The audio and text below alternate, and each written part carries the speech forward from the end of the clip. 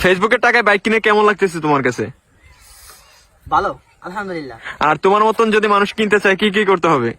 কি করতে হবে? হ্যাঁ, আসলে আমার চেয়ে ভালো কিনেন আপনারা, সেই দোয়া করি। কেননা আমার সামর্থ্য অনুযায়ী আমি কিনছি। অনেকের এটা স্বপ্ন, আমারও এটা স্বপ্ন ছিল, আমি কিনছি। আপনাদের হচ্ছে ভালো, বেশি বড় স্বপ্ন, আপনারা সেইটাই পূরণ করুন। আমার একটা স্বপ্ন আছে, সেটা হচ্ছে আমি হেলিকপ্টার কিনবো। এখন কিভাবে কিনতে হবে?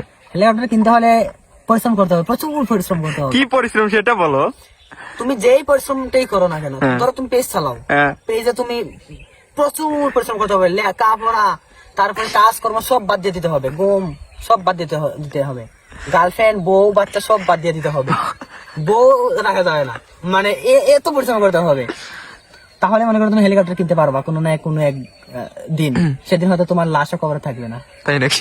আচ্ছা যাই হোক, মা যেটা বলছিল যে আমার মতো মানে ফেসবুক থেকে টাকা দিয়ে কিনতে চাইলে কি করতে হবে। আসলে আমি একটা কথা বলি, দেখেন ফেসবুকের টাকা দিয়ে ঘুরে ফিরে কিন্তু আমি এটা ফেসবুকের টাকা দিয়ে কিনছি, আমার পরিবারের কোনো টাকা না এখানে।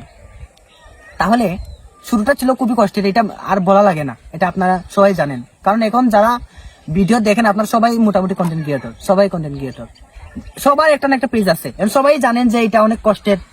যারা ফেসবুক থেকে ইনকাম করে তারা জানে, আমি জানি, মামা তারা জানে, আমি জানি না।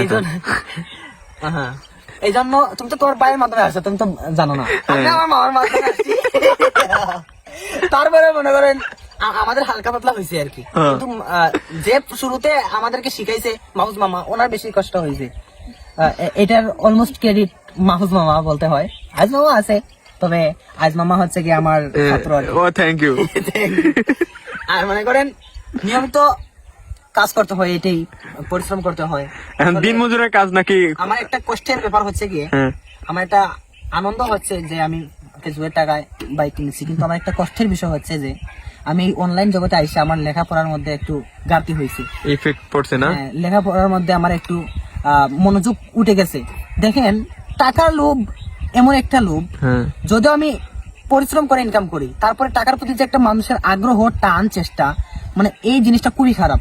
যার মধ্যে পড়ে যায় আসলে সেই বুঝে। আমি নিজেই বলতেছি, আমার তো কোনো টাকার লোভ নাই। কারণ হ্যাঁ, এই জন্য তো গত 2 মাসের ভিতরে একদিনও ক্লাসে আসো নাই। এই জন্য বলি আমি ক্লাস করি নিয়মিত। এটা খাটি দিস।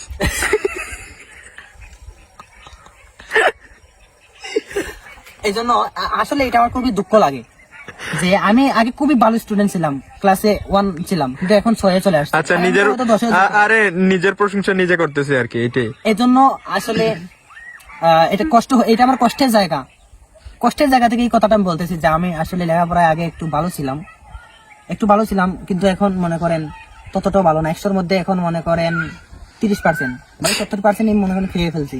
তো চেষ্টা করবো, দোয়া করবেন। আস্তে আস্তে আমি এইটা থেকে চাইবো যে অন্য কোনো ব্যবসা বাণিজ্য করার জন্য, এটা ছেড়ে দেওয়ার জন্য। কারণ অনলাইনের চিন্তা যার ভিতরে ঢুকে যায়, আসলে অনলাইনে ঢুকলে শুধু যে পেজেই চালাবেন এইটাও না, দেখবেন ফেসবুকে ঢুকতেছেন, ইউটিউবে ঢুকতেছেন, ওইটা করতেছেন, কোনটা কত ভিউ হলো, কোন কন্টেন্ট করবেন, বিভিন্ন চিন্তা থাকে। এই জন্য চেষ্টা করবো অফলাইনে কিছু করার, অনলাইন ছেড়ে দেওয়ার। যেহেতু আমার অনেক বড় স্বপ্ন যে আমি আলেম হব, এই জন্য আমি এটা ছেড়ে দিতেই হবে, আজ না হয় কাল। এর জন্য দোয়া করবেন, যারা এতদিন ভালোবাসা দিচ্ছেন, সাপোর্ট করছেন, আপনাদের অসংখ্য ধন্যবাদ। দোয়া করবেন যাতে আরো অনেক দূরে এগিয়ে যেতে পারি আপনাদের সাথে নিয়ে। Good night. সুজা পাবনার থেকে।